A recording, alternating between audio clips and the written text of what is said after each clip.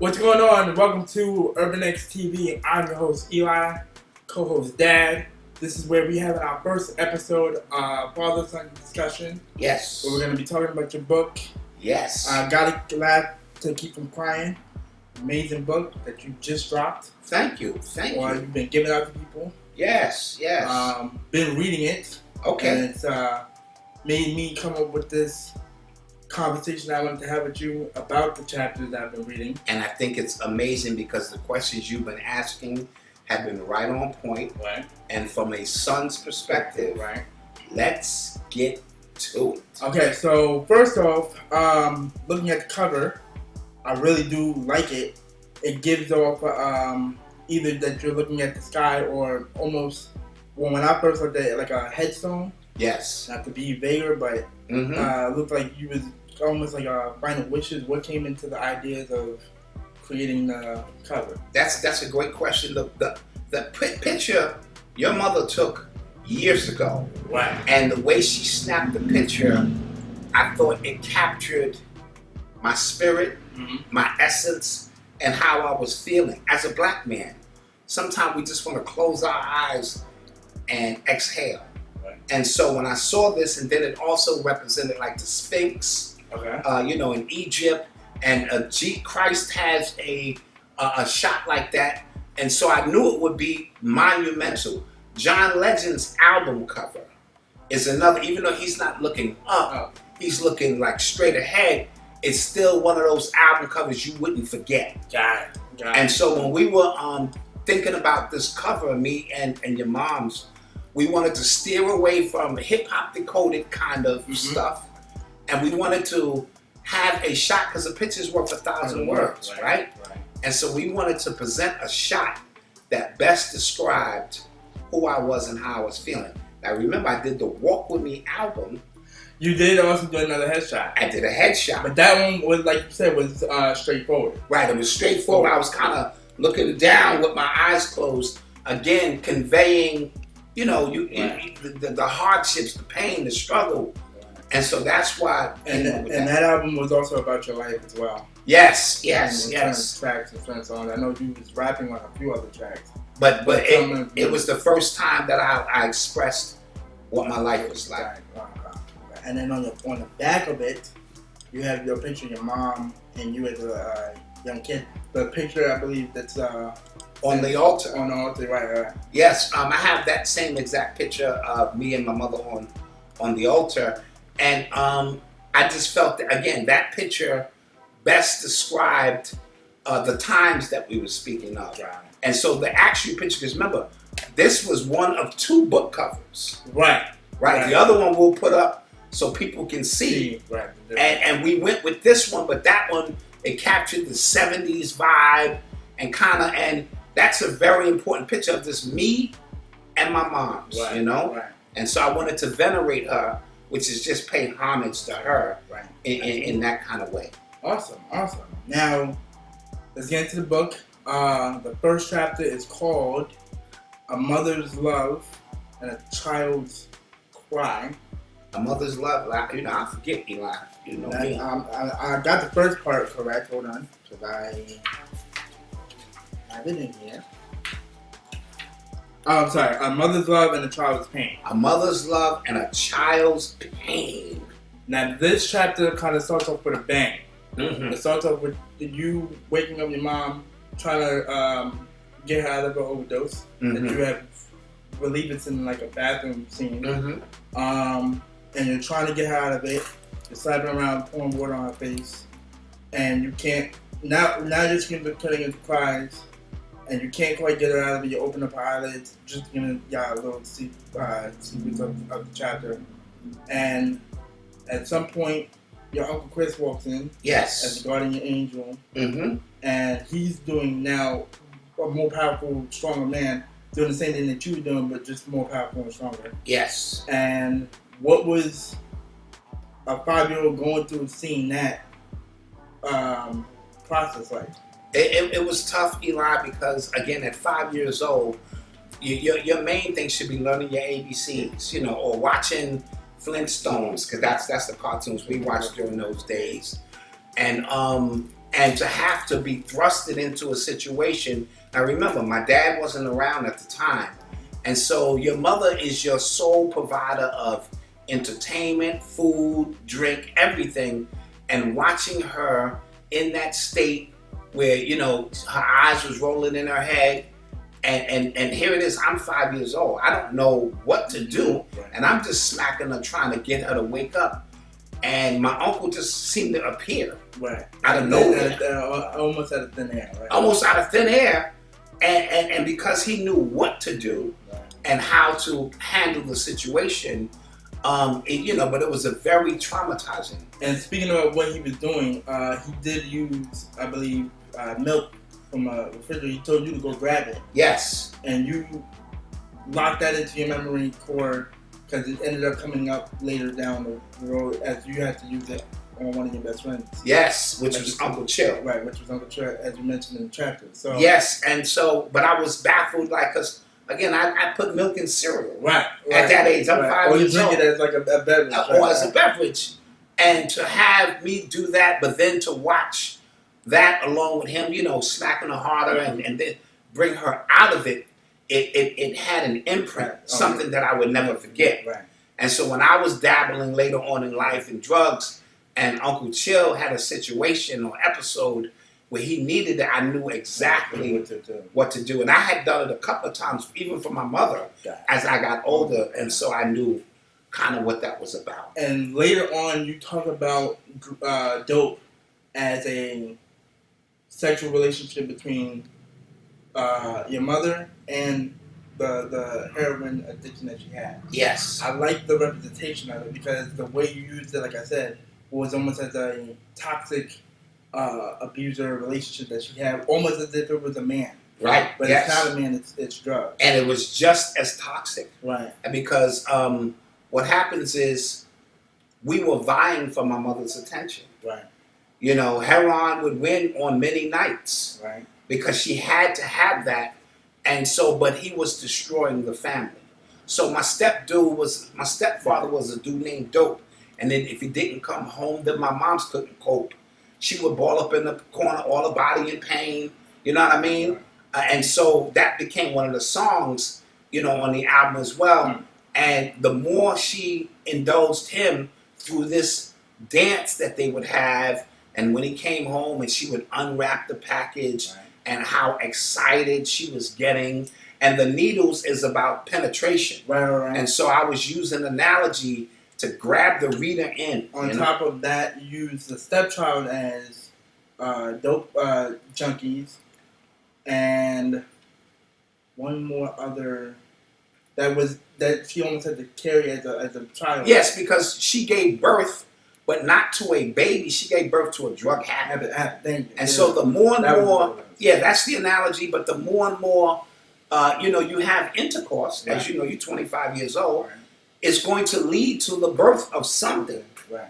Now, normally it leads to the birth of a baby, right. But when you are intercoursing psychologically and emotionally with something else, it's going to give birth, and it gave birth to a nasty habit. You know what I mean? And this habit grew until she gave birth to this other, you know. And I love the fact that you mentioned how the CIA presented it to the black community. Yes, and that, not to cut you off, but that other male and females came down to the altar and said, I do too. Yes, they gave their life over to drugs, men and women alike.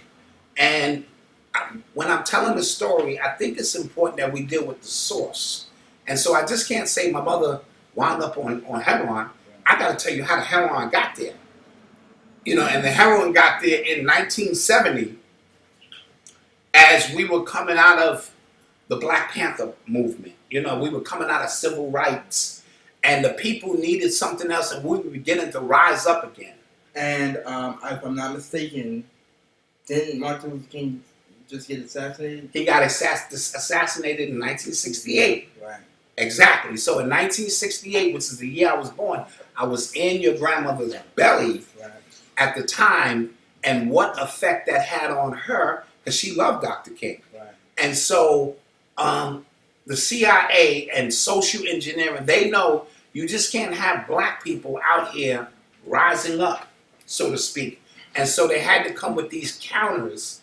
And one of the counters was, after the war in Vietnam, they brought all that heroin over and they flooded the streets.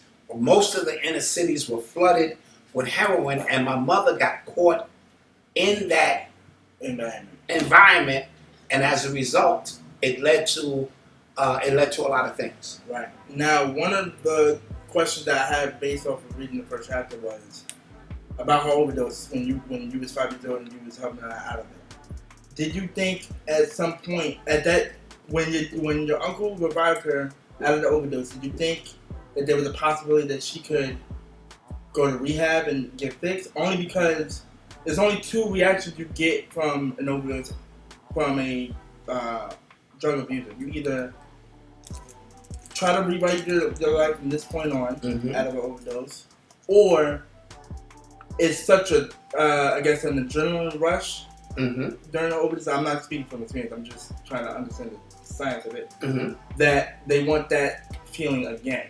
Yes. Or close to it. Yes. And so, great question. There were no rehab centers at that time because the experiment hadn't reached the point, right. And so you can only stop. Right. That's the only rehab it was. And so you had to stop yourself. Right. There were no programs in place at that time to say, well, let us give you intervention. See, the way the government does this a lot, young man, is they'll introduce the problem.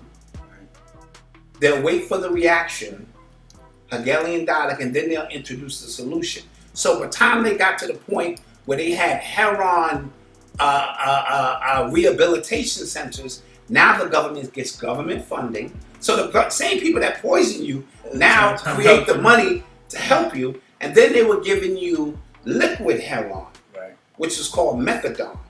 And so it's still heroin, but the government is issuing it for you, and so it's legal. And is it doped down, like watered down? It's in essence, it's a step down, but you don't use needles. Right. You drink it, and you still get the same high because heroin was very addictive. Right. And if a heroin addict doesn't get their fix, their body goes through changes. You talked about that. You talked about how when dope didn't come on, your mother was violent, sleeping all day. Yes. Yes. She was having the withdrawals of not having it in her system.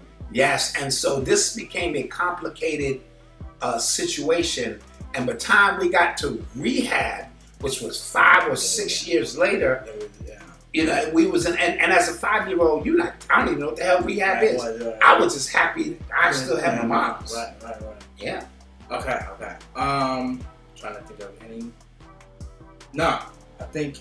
Look through your book, man. If you got some other stuff you want to cover, go through it, because we're gonna be here. We're gonna peel this entire book back, me and you, a couple of chapters at a time, so that we can, get to a point where we can address that, Yeah. No, I think the last thing is just the how is it? You talked about it in your book, but just how is it feeling almost neglected and just fighting for your mother's love, knowing that it was either you or dope, day by day or night or week by week? Yes, it took my focus off the things that my focus should have been on. Which is school, going out and playing with your friends, and all of that. So to put that on the mind of a kid, I never forget it, and it forced me to grow up, faster than any 5-year-old I knew, And so whenever I would go to my cousin Mavis and Terry's house or other people's houses, and they were living the life of a kid, I had a lot of stress, which eventually caught up to me in my own life. And surprisingly, I know that you probably did feel like this at times. There wasn't a lot of bitter or resentment. There was anger involved, but not a lot of bitter and resentment. Because, like you said in the book from the jump, you still love your mom. Whether or not you knew that what you were doing to help her get her high was killing her. Yes. At the end of the day, you still loved your mom. Yes, and the love of a child, the way the child loves their mother, is indescribable in this world. And that's not a knock on dads. Dads are amazing. But the first love, because the mother has carried the child, Right. they have a spiritual bond that can't be broken. And so I didn't even know who my dad was. The first dude I thought was my dad was Pee Wee. Right. You know what I'm saying? Which we'll talk about. And so I just wanted to protect my mother at all costs. I didn't judge my mother the way other people did. I didn't shame my mother. I didn't care about none of that. Yeah. I just cared about this lady, Odessa, as we called her, more than anything in the world. Awesome. Okay, so let's get into chapter 2, which was called First Physical Love, I believe. Yes. Yeah, the first physical love. Yes, first physical love, which you do talk about Pee Wee and your mother's love for each other. Yes, the first man I ever met was a man named Pee Wee. And I could always tell, he treated my mother well from the perspective of a little kid. Right. And he would even come pick me up and take me to the circus. He showed up at my grandmother's house, my dad's mother, because at the point we'll get to, my dad was in prison at the time. Right. And that's another thing that I have to add, because my dad didn't do drugs. Right. My dad was a Black Panther. Your granddad was a 5%er. Your granddad was a musician, and had he been home to protect my mother during that time, we may be having a different conversation. But I'll hold that. Pee Wee, him and my mother were in love as far as I could see. He would take me to his mother's house. I can remember him making me oatmeal. And I can remember a few other things about Pee Wee. Yeah. And so all good stuff. I was gonna would you say there was about maybe 16 to 20 years old? No, because I was born, my mother was 16 when I was born. I'm gonna say Pee Wee, her and Pee Wee were 18, 19. Okay. Maybe 20, maybe. Also, that in the book you do talk about you getting them flowers while they was out in public, Having an intimate moment at the park. How? Don't ask me why I remember that. Yeah, because I was gonna say, like, how do you even? As a kid, you take these snapshots.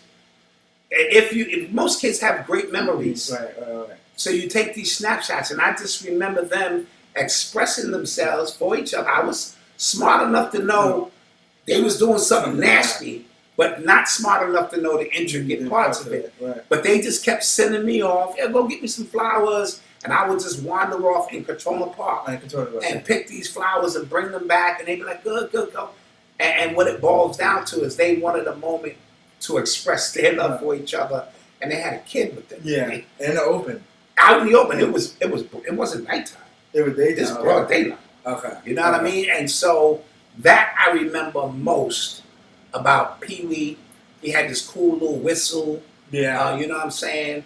And he took me to my first circus, as a kid. And like you said, like you mentioned in the book, your dad was having first experience. Yes. But Pee Wee was her first love. Yes, my dad was her first sexual experience, right.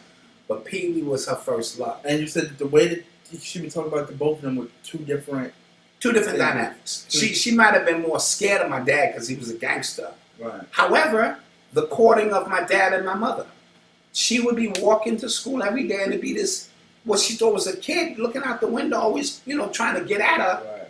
And it was my dad. Right. Her best friend was a woman named Gilda. And her and Gilda always said, you know how girls make these little pacts with each other? Mm-hmm. We're going to marry brothers. Right. And so when Gilda started dating my Uncle Gene, right, and got pregnant with my cousin Sean, right, I think my mother got jealous. You know how young girls are young girls. And so my mother took on my dad, who was shorter than my mother, who was short to begin with. Was, if you remember, it was Eugene short or? No, he played basketball. So my Uncle Gene could have went pro. He made it to about 6'2". Got it. You know what I'm saying? But my dad was smaller, and I think he had Napoleon complex. Right. Because he was a literal gangster. Yeah. And his height, put him at a defense. She said when they used to drive, he used to have to sit on a pillow. Right. So he could see the damn road. Yeah, you talked about that in your book. Yeah, and so the relationship, I think my mother got jealous of Gilda because my cousin Sean was born in January of that year. I wasn't born until August. Right. So as soon as Sean hit the earth, her and my dad did the nasty, right, or what was considered the nasty. And I was born. And I always thank my cousin Sean for it because he has no idea Right. the role he played. But even though they didn't marry brothers, they And we talking about the peer pressure also of her sisters. yes. Of her older sisters. Yes, because at that point, yes, my aunt Vera had already had, my aunt Sandra had already had twins, Renee and Michelle. Now, the way they did that to my aunt Sandra was bad. Yeah. Because my aunt Vera and my mother would lie to Aunt Sandra and tell them that they was already having sex. Now, this is stuff kids do. Wow. You know, oh, I'm already having sex. So she felt left out, what we call today FOMO. Yeah. And she went out and really had sex before Right. they did, Right. and wound up getting pregnant with twins. Right. Renee and Rachel, or Rachel and Renee, because Rachel will kill me because she's the oldest. Right? And so then my Aunt Vera had my cousin Mavis, and then my Aunt Sandra had another one, which was Lisa. My cousin Lisa's 5 months older than me. And so they were waiting on Odessa, and they said, this better not be another girl. Mm. And sure enough, oh, right, they were all 4 girls. Yeah. You know what I'm saying, at the time, and there I was, a boy. My Aunt Vera's the one named me, and she said I was the only kid in the neighborhood with a blue crib at that time. Gotcha. Okay. And so that's how that came about. Speaking of grandma and grandpa, their love, well, really grandpa, because in the 3rd chapter, which is, we'll come back, it's called Wonders of Wanda. Mm-hmm. But I want to get to that a little later. Okay. We'll come back to that, because for the most part, this chapter is about your dad. Yes. For the majority of it. Yes. So your dad's upbringing about his game. Hearing those stories, what was... Oh, the gang member stuff? Yeah. Well... Him being, like you said, Napoleon complex, but just him being a gangster. But he had a notorious gang. And the initiation into the gang... Yeah. Intense. And I heard this from his mouth. They would put you in a garbage can, blindfold you, whatever, take you up to the roof, and they would sit the garbage can on the edge of the roof, spinning around. So you didn't know where you were. Right. You were disoriented. And then if you landed on the roof, you was in the game. Right. If you landed on the other side, you was dead. Right. And that was his initiation. Now, what got him in trouble with the law was, back then, there was only 3 white people in the neighborhood. Can I get some water, T? You want some? No, I'm okay. There were only 3 white people that came through the neighborhood. The landlord was white. The number runner.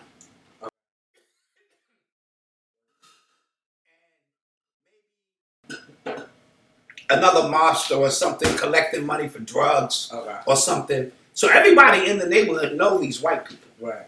My dad knew the landlord, and he started watching the pattern of when the landlord, they would always come by the 1st of the month because there was no direct deposit or none of this. You paid the landlord, he came by, and they waited, and they robbed him. They took him up to the roof, him and his gang, at gunpoint. They took him to the roof, they robbed him. Now, my Uncle Gene said they had already got the money. Just my mother said the same thing. They already got the money, and they were on their way back down the stairs. Right. When the landlord started yelling, help, help! Okay. Because I was going to ask you what was exactly... help! And my dad went back upstairs and shot him twice, killing him. And so this is why, and they would come knock, when he was wanted, he was one of the most wanted in New York during that time. They would knock on my grandmother's door and say, you better tell Blood, because that's what he was called at the time. We looking for him, and he better have his gun on him. And so my grandmother, I remember her crying, because my dad would come to the house maybe late at night or when he think they wasn't around, and she was trying to say, Blood, you got to turn yourself in because they said they going to kill you. Right. And so, but he ran, and then when I was born, August 27th, 1968, he tried to make his way up to the hospital. Our name would have not been Bowser. Right. Had he made it, it would have been Kit. Yeah. And my mother said she see all this movement in the hospital room. They were under her bed in her closet. So did they ever try to negotiate with her first? Or No. They just was going to use that opportunity. Got it. Okay. And lucky for my dad, he called that day. Right. And when he called, my mother got on the phone and said, Blood, do not come up here today. Right. Because the police are here waiting for you. And she hung up the phone and she said the police looked at her and she was crazy. But he got to run another day. Right. They would eventually catch him and he would eventually be charged and he would eventually go to penitentiary. And speaking of his gangster, or his presence in the neighborhood, when he found out that his mother was having a baby, which was his sister Louisa. Yes, Aunt Weezy. He would walk around the neighborhood and let everybody know. First of all, he cried like a baby because he was the baby at that point. So here it is, a gangster. How many siblings did he have? He had 2 older brothers and 2 older sisters. Okay. He was like 5th in line, and then Weezy came, Aunt Weezy. And he cried like a baby, or as gangster as he was, because he was a mama's boy. Right. But when she was born, he walked her around that neighborhood and told people, this is my little sister. Right. If you mess with her, I'll kill you. Right. And there were no problems with my dad because you knew his reputation. You knew his reputation as such. And so in between that, we got to Wanda. Right. And so I called it the Wonders of Wanda, simply because she was an intricate part of, what happened. Right. Pee-wee held her down during that time because Wendell, the guy she had got pregnant with, that's a whole nother story. He had already had another woman pregnant named Rose. Right. And yeah. In the beginning of the chapter, you do talk about the birth of Wanda. Yeah, it was, my aunt said it was the coldest day of the year and my mother's water broke, and it broke early due to the fact that Wanda had heroin in her system.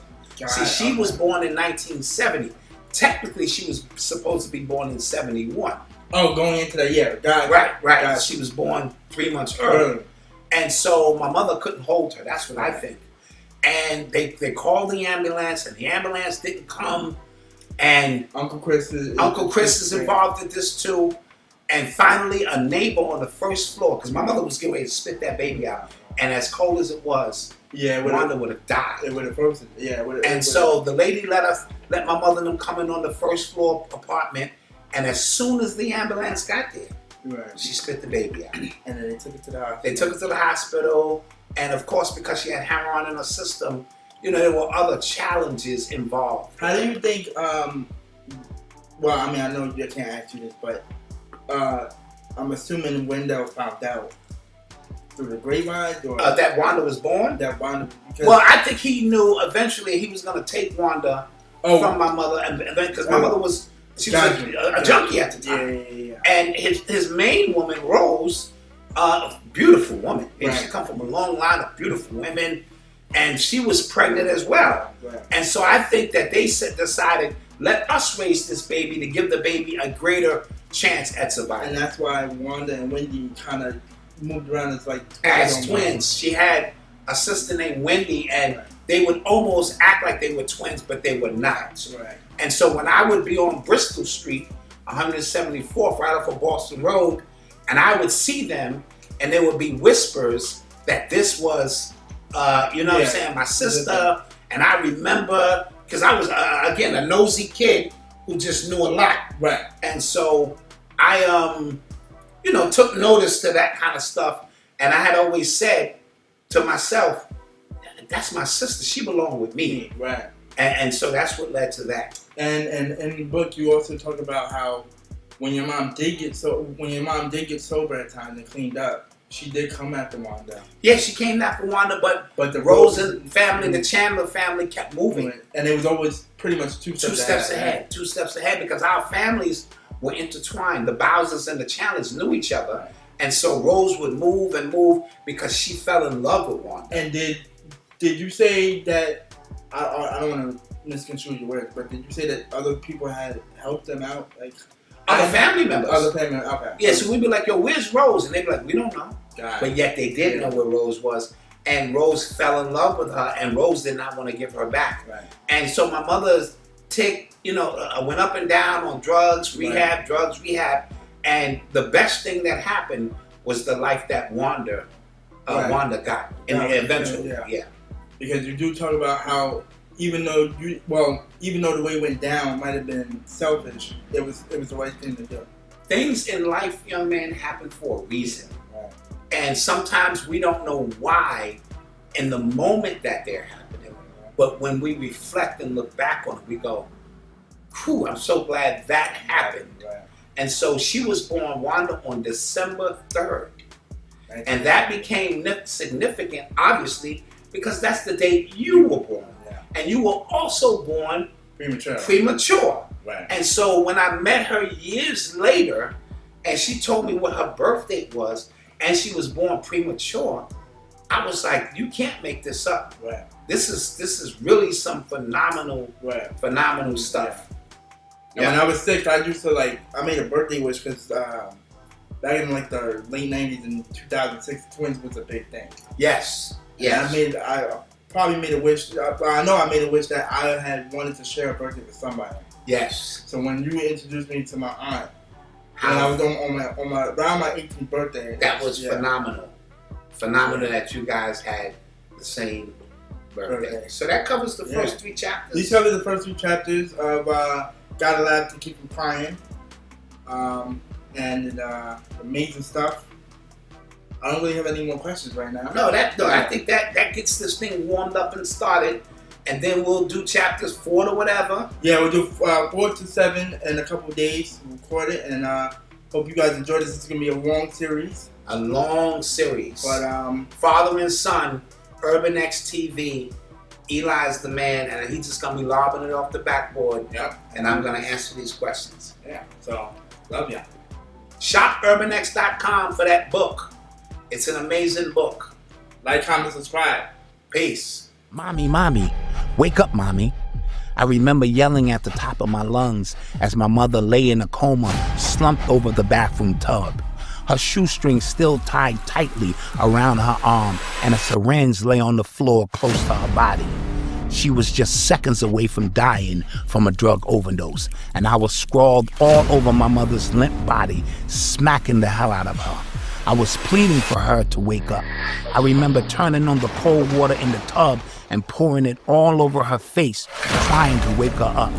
My yells turned into cries of desperation as I still got no response from the woman who I loved so much. The woman who took care of me, the only woman I knew. As her head lay cradled in my arms, I saw her life begin to slip away. She no longer looked like my mother. I pushed her eyelids open to see if she was still there, but all I got was a cold, empty stare. What more could a 5-year-old do but cry and ask God, please don't let my mommy die? Then, as if my cries were being heard from above, an angel was sent to me. Not your ordinary angel, but a black knight in shining armor. That black knight was my Uncle Chris, who emerged seemingly out of nowhere, towering over me with an aura of invincibility. As he stood in the doorway, suddenly I didn't feel so helpless. I didn't feel so alone. If there was a God, he or she had answered my prayers. My uncle, who was much bigger and stronger than I was, began to resuscitate my mother, smacking her much harder than I could. He picked her up and placed her into the tub, running cold water all over her body. He told me, run into the kitchen, look into the refrigerator, and get some milk.